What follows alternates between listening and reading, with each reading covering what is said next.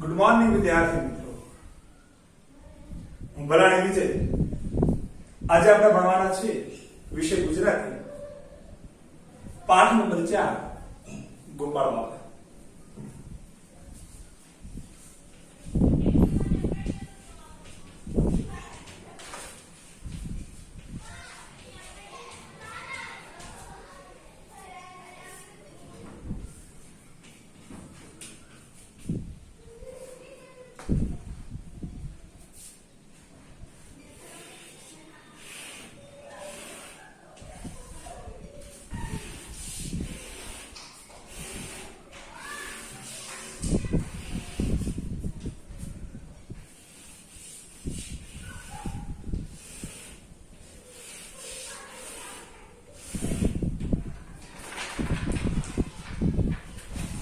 આ પાઠના લેખક છે દર્શક.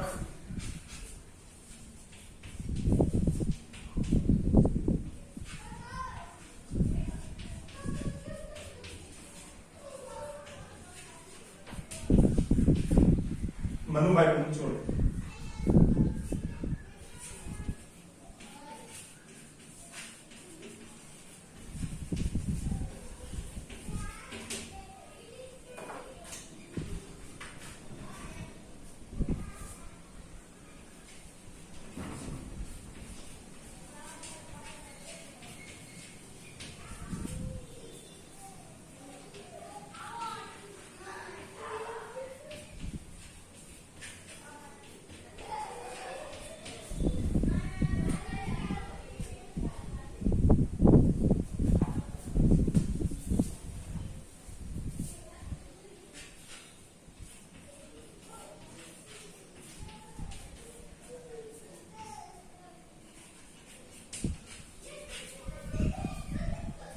પાઠ લેવામાં આવ્યો છે મનુભાઈ દર્શકની નવલકથા ઝેર તો પીધા છે જાણી જાણીમાંથી.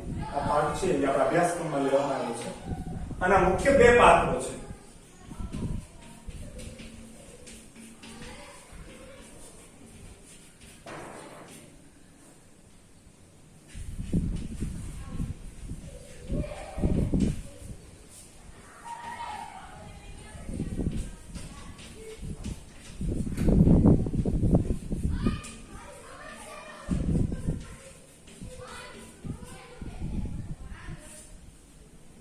અને ત્રીજું પાત્ર ગૌણ પાત્ર છે, પરંતુ આખી વાત એ પાત્રને અનુસરે છે, જે છે માનવ સૌરાષ્ટ્રની અંદર ધોરાજી પાસે થઈ ગયા.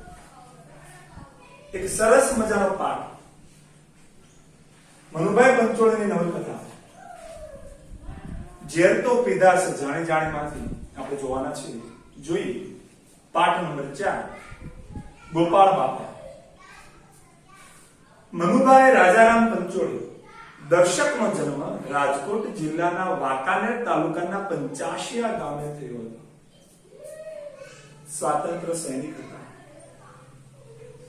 જેલ નિવાસ દરમિયાન ખૂબ વાંચન કર્યું, મનન અને ચિંતન કર્યું. તો ઇતિહાસના ઊંડા અભ્યાસી હતા.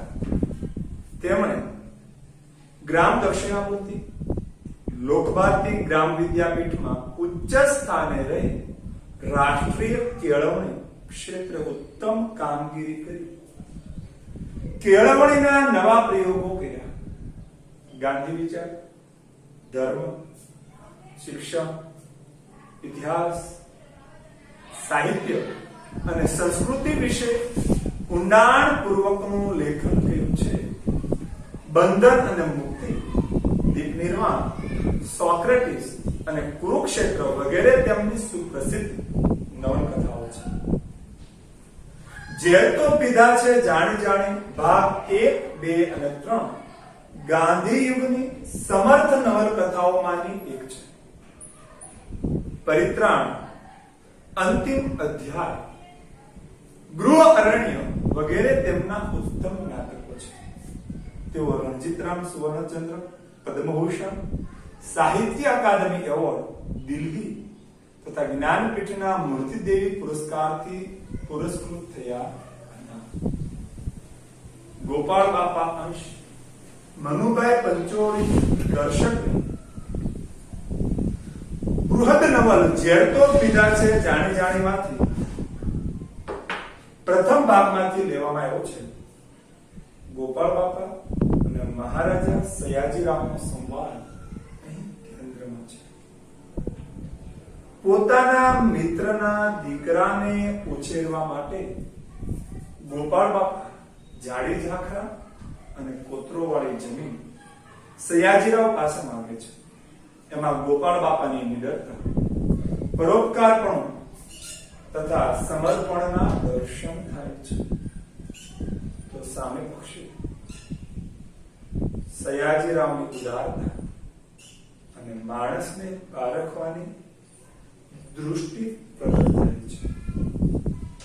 સાચું જીવતા ગોપાળ બાપા આપણી સંત પરંપરાના વારસદાર જેવા લાગે છે. માનડ ભગત ની ધરતીને સેવવાની ગુલામી આજના યુગને બંધ દેશતી છે. પાઠની શરૂઆત થાય છે અને પાઠનો ઉપાડ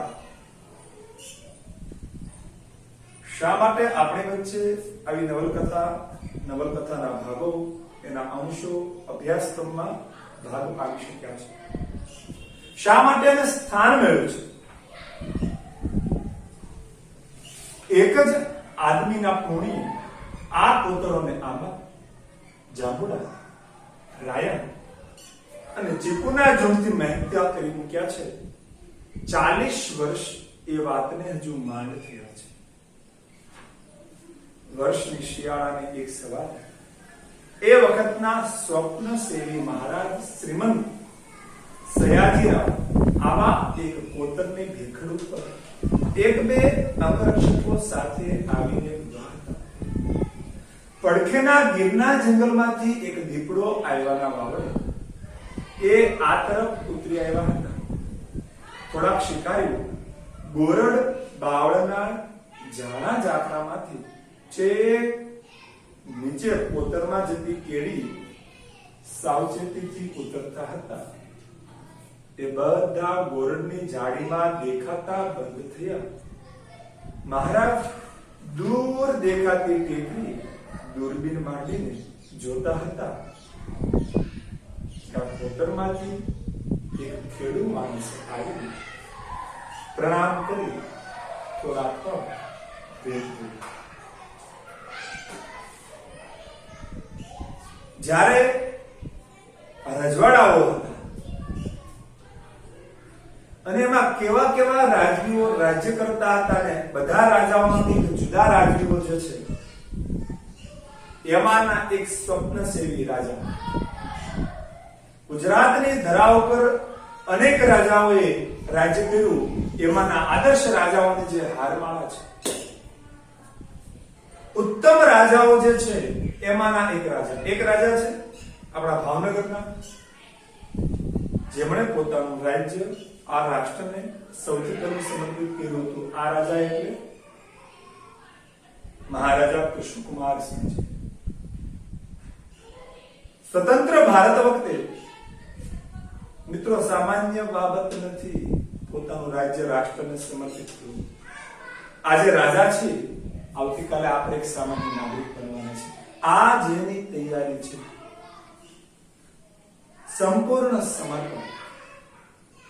અને પોતાની પ્રજા હંમેશા વિકાસના પંથે આગળ વધે, પોતાની પ્રજાનું હિત જોનારા રાજાઓ ગણ્યા કાંઠા આંગળીના લીધે ગણી શકાય એટલા જ છે. અને એમાંના એક રાજવી એટલે સયાજીરાવ ગાયકવાડ.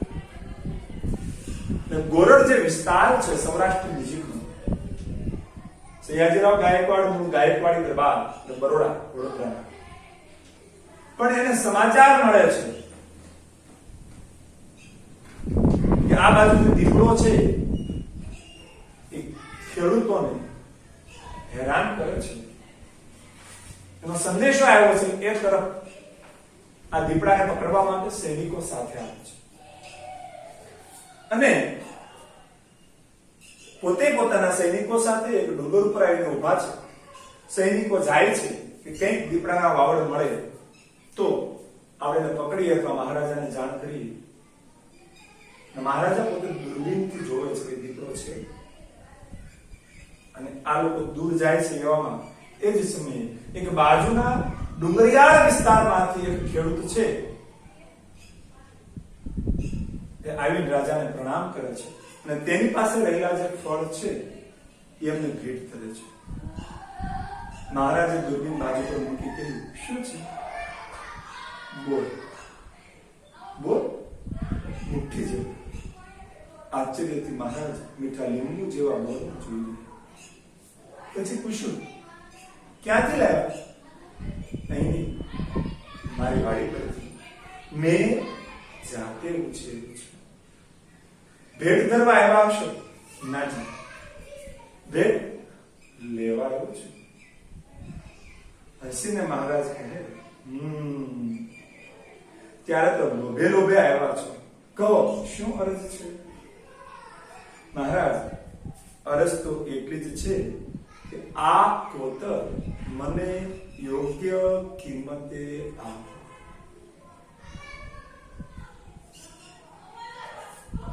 આવેલા આગંતુક મહારાજાને કંઈક ભેટ આપે છે જે બોલ છે. અને મહારાજા પૂછે છે કે આ બોર ક્યાંથી? આ તો કે અહીંયા નજીકમાં મારી વાડી છે ત્યાં. અને મહારાજા અચરજ પામે છે, એની આંખો છે ને ફોડી થઈ જાય છે. અવડા મોટા બોર અને આ વેરાન વિસ્તારની એમને પણ નવી લાગે છે કે આ બોર અહીંયા ક્યાંથી થયા? અને કે છે ભેટ ધરવા આવ્યા છો? ત્યારે આવેલો આગંતુક જે ખેડૂત છે કે ના, ભેટ ધરવા નથી આવ્યો, ભેટ લેવા આવ્યો છું. રાજા સમજી જાય છે કે લોભે લોભે આવ્યા હોય એવું લાગે છે. મહારાજા પણ એને સ્પષ્ટ કહે છે, પણ સામેનો વ્યક્તિ પણ ખેડૂત છે.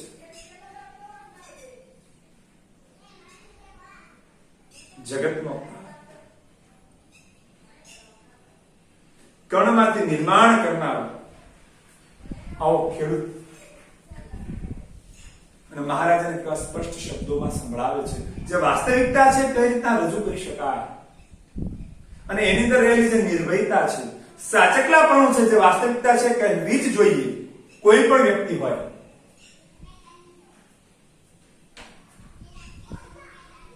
મહારાજ, અરજ તો એટલી જ છે કે આ કોતર મને યોગ્ય કિંમતે આપો.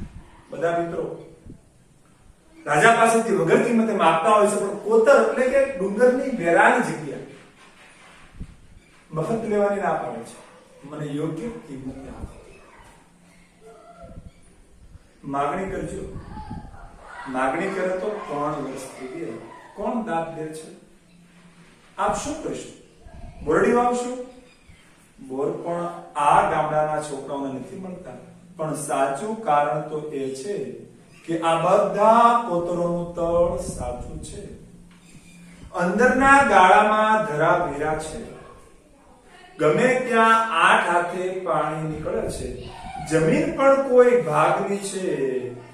શિંગોડાના મારને જો કોઈ રીતે રોકીએ તો આમાં બનારસી લંગડો પાકે ને ગરીબોના અમરફળ જેવા બોર ઢગલે ઢગલા. ખેડૂત પોતે વાત કરે છે કે માગણી કરી છે ઘણો સમયથી, કોઈ મને આ જમીન આપતું નથી.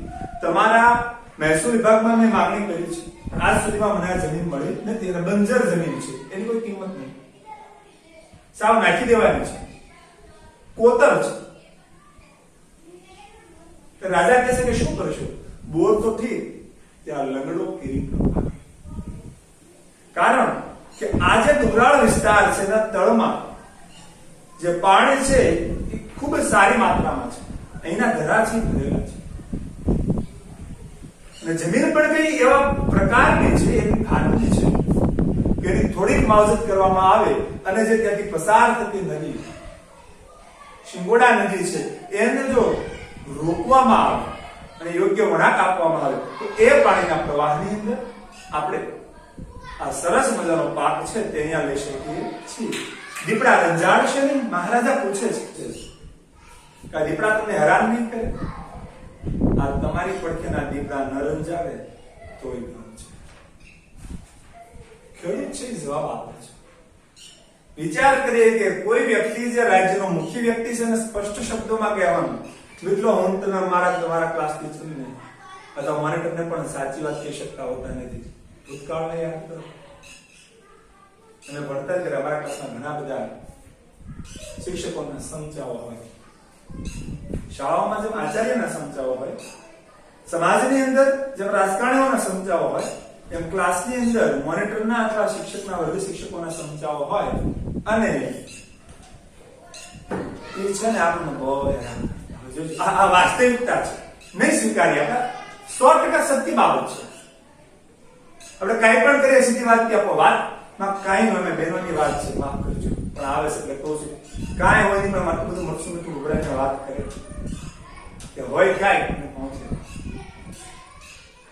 ચાલો આપણે પડવું નથી, પણ રાજાને સ્પષ્ટ શબ્દોમાં કહે છે કે તમારી બાજુના દીપડા છે ને હેરાન ન કરે ને તોય ઘણું છે. મહારાજે ઊંચું જોયું, એમની ભમરો ઘડી ખેંચાય. એમને મોઢા મોઢું આવું કહેનાર કોણ હતું? જોયું તો બોલનાર મરક મરક હસી રહ્યો છે. નેણમાં ફરિયાદના રોષને બદલે સહજ કૌતુક છે. સયાજીરાવની માણસને પારખવાની શક્તિ અચૂક હતી. તેમણે ધારી ધારીને બોલનારને જોયું, ઊંડો શ્વાસ લીધો, જાણે મનમાં કંઈક ઉતાર્યું, પછી એકાએક કહે, જો માણસ આપણી સાથે જયારે વાર્તાલાપ કરતો હોય, આપણી વચ્ચે હોય, ત્યારે આપણને પણ એ માણસનો પ્રતિભાવ, એ માણસના એક્સપ્રેશન, એ માણસના જે શરીરની આંગિક ચેષ્ટાઓ છે, આ જોયા પછી મારે તમારે સમજવાનું છે કે આ વ્યક્તિ જે છે એ વ્યક્તિ કઈ રીતની હોય છે. આ માણસ પારખવા માટેની શરૂઆત છે. એના બોલવાના શબ્દો, બોલવાનો ટોન, કઈ રીતે બોલે છે, કોને બોલે છે, શા માટે બોલે છે, એ બોલે છે એમાં કેટલું તથ્ય છે.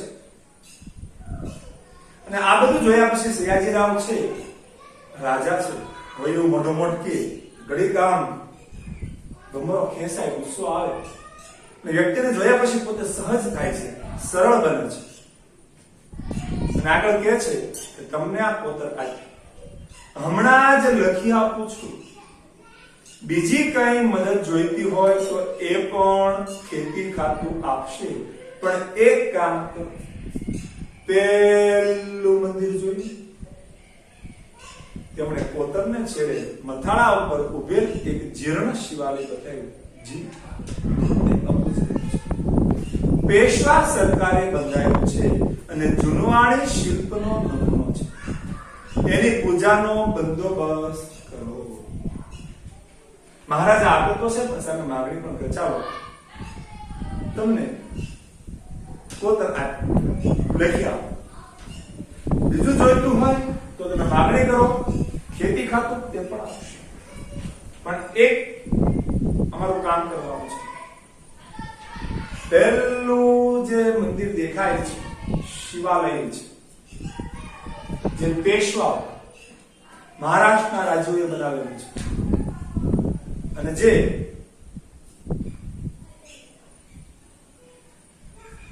તુલસીશ્યામ જવા આવવા માટેનો ધોરીમાર્ગ છે.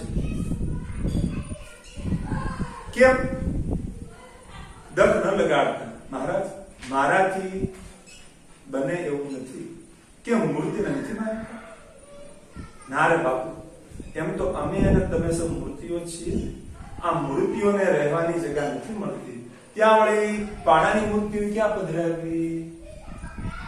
આ ખેડૂત છે કે જુદી માટીનો માણસ છે.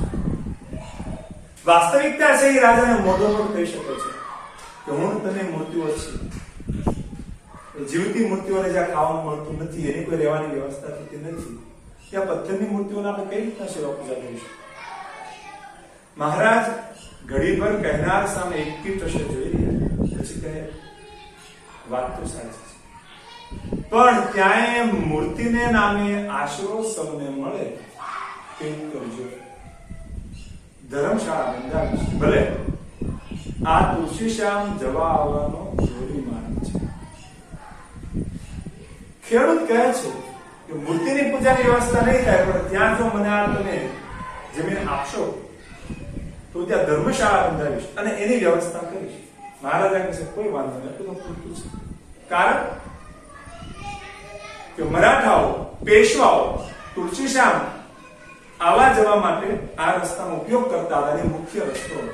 એટલે ત્યાં આશરો મળે તો લોકોને વિસામા મેળાનો કંઈક આનંદ લઈ શકે અને પોતે પોતાનો થાક દૂર કરી શકે. શિકારીઓ હજુ આવ્યા નહોતા એટલે પછી વાતે વળી મહારાજને આમાં રસ પડ્યો. એમાં જાણ્યું કે આ ખેડૂત તો વણિક છે, નામ છે ગોપાળદાસ, બરડાના પેટાળના કોઈ એક ગામડામાં રહે છે. આ બધી જમીનની ખટપટ કરે છે તે તો ભાઈબંધના દીકરા માટે. જરિયાની કોલિયરીનો ભાગીદાર એ ભાઈબંધ 4 મહિના પહેલા મરી ગયેલ છે અને જતા જતા દૂરથી જ એક ચિઠ્ઠીમાં બધી માલ મિલકત અને દીકરાની ભાળવણી કરતા ગયા છે ગોપાળદાસ. જે વ્યક્તિ આ વિસ્તારમાં છે જ નહીં, બહારના વિસ્તારમાં છે અને પોતે વાણિયા છે. મહારાજાના વ્યક્તિમાં રસ પડે છે કે બરોડાનો ડુંગર છોડીને અહીંયા શા માટે આવ્યા છે? તે અભાપરાનો છાયો મૂકીને શા સારું જમીન માંગો છો? મહારાજા વાત કરે છે, તમારા વિસ્તારમાં જમીન માંગો ને, અહીંયા શું જરૂર છે? બાપુ, અમે રહ્યા વાણિયા, મૂડી નાખતા પહેલા 100 ગળણે ગળીએ ને એમાં આપ તો પારકું ધન, જતે દહાડે પડ હોકારો દે, ત્યાં જ નાખ્યું કામ. વળી મારા ભાઈબંધના વડવાઓ અસલ ગાયકવાડીના વતની હતા. તમે અહીં આવશો તો તમારા વેપારનું શું થશે? જો મહારાજાના વ્યક્તિમાં રસ પડશે, પોતે વાતો આગળ વધારે છે અને વાત કરે છે. વેપાર કઈ કરવો જ નથી, હરિનામનો જ વેપાર કરવાનું મારા ગુરુએ કહ્યું છે. ઓકે, નવો વળાંક નીકળે છે, એક નવી વાત સુધી પહોંચે છે. રાજા કહે છે કે તમે તો વાણિયા છો, વેપાર કરશો, જમીનમાં ખેતી શા માટે, જમીન શા માટે માંગો છો? ખેતી કરવા, ધંધો નથી કરવો, વેપાર નથી કરવો? એટલે પેલા જે વ્યક્તિ છે ગોપાળ બાપા કહે છે કે મારા ગુરુએ મને વેપાર કરવાનું કહ્યું છે, પણ કયો વેપાર છે? હરિનામનો. કોણ ગુરુ? ગુરુ ગુરુમાનંદ ભગત થઈ ગયા ધોરાજી પડખે. મહારાજ એના આત્માની ગુલાબી કોળીથી એવી તો ભલભલા રિદ્ધિ સિદ્ધિ વાળાની કોળતા જોઈ નથી. નામ તો સાંભળ્યું નથી. મહારાજે વિસ્મયથી કહ્યું. પછી કહે, પણ તમે કઈક ચમત્કાર જોયો હશે. એક વાર મળ્યો છું, બીજી વાર દર્શને ગયો ત્યારે તો દેહ પડી ગયો હતો. અમે તો પરીખ વાણિયા, એક વારમાં તારથી લીધું. શું બન્યું હતું? મહારાજે પૂછ્યું. મહારાજા અને ગોપાળદાસની વચ્ચે વાર્તાલાપ શરૂ છે અને પોતે વાત કરે છે કે તમે તમારા ગુરુને મળ્યા તો એમાં કેવો ચમત્કાર જોયો છે. ત્યારે ગોપાળદાસ વાત કરે છે, એક વાર મળવાનો મોકો મળ્યો છે, બીજી વાર જ્યારે એના દર્શને ગયો છે ત્યારે એમનો દેહ પડી ગયો એટલે એમણે વતનથી વાત વિદાય લીધી અને કાયમ માટે પોતાના નિજ સ્થાને પહોંચી ગયા હતા. વાત કરે તમે ચમત્કાર જોયો હશે. આગળ વાત કરે છે ગોપાળ બાપા કે મારણમાં હું મગફળીના સોદા માટે ગયો. બરાબર 10 વર્ષ ઉપરની વાત કરું છું.